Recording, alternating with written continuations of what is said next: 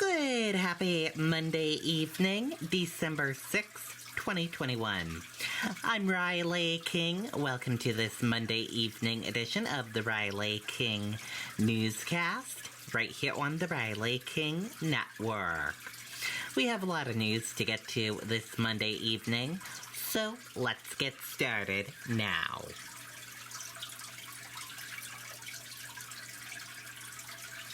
First up, children killed in crash in Littleton. Let's take a listen to that video from WMUR News 9.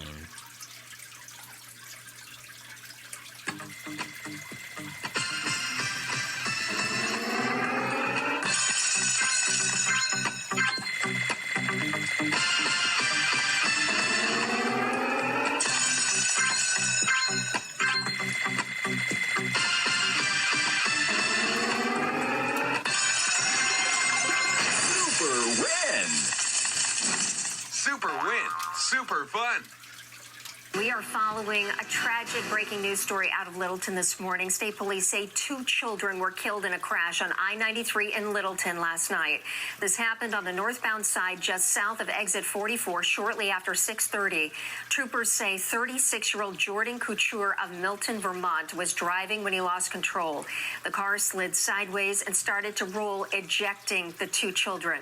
State police say both girls were pronounced dead at the scene. Their names and ages have not been released. Couture was taken to the hospital with minor injuries. Okay, and there you go on that video and that report.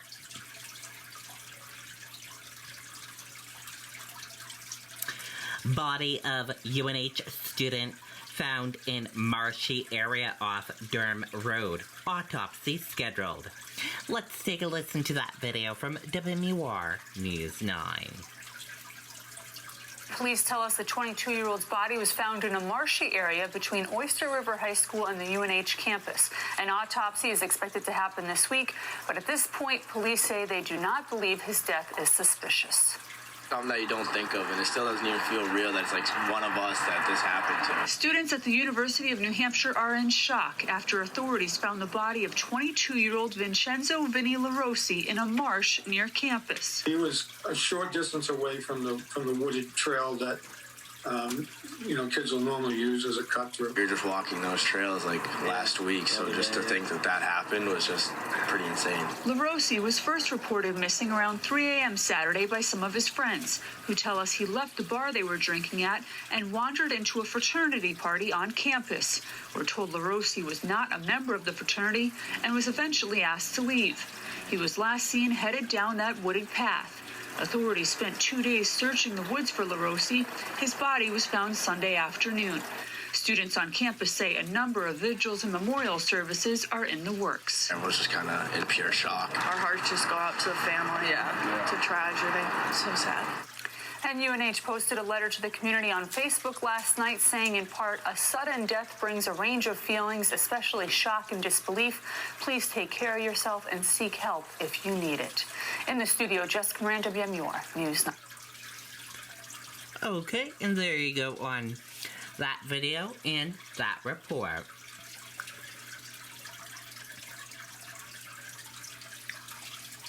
Two new solar arrays unveiled in Franklin. Let's take a listen to that video from WMUR News 9.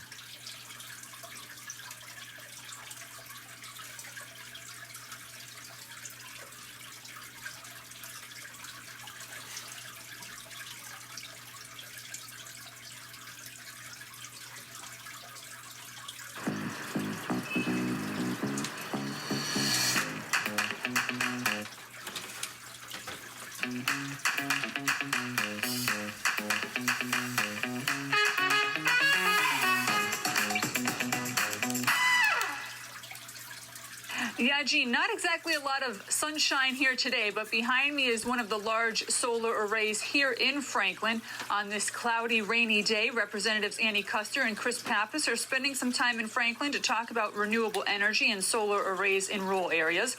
New federal funding is supplying 7 solar arrays, which is a combination of several solar panels here in New Hampshire. Representative Custer's office says the funding from this comes from a $633 million USDA investment to reduce the impacts of climate change. This is investing in renewable energy, lowering the cost of energy for consumers, creating jobs in the renewable energy industry, and all the way around, it's a win-win-win for Granite Staters. Rural communities really are on the front lines of climate change, and it's crucial that we're all investing in the local solutions that are happening.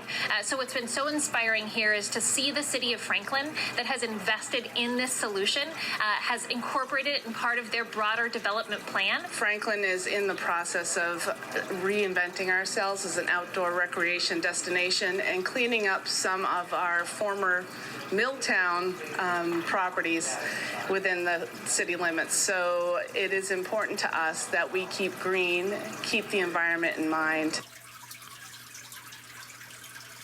And 2 of New Hampshire's 7 solar arrays are right here in Franklin. Live in Franklin, Jessica Moran, WMUR News. Okay, and there you go on that video and that report.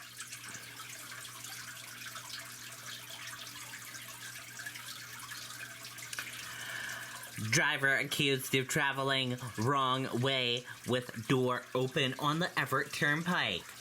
Let's take a listen to that video from WMUR News 9.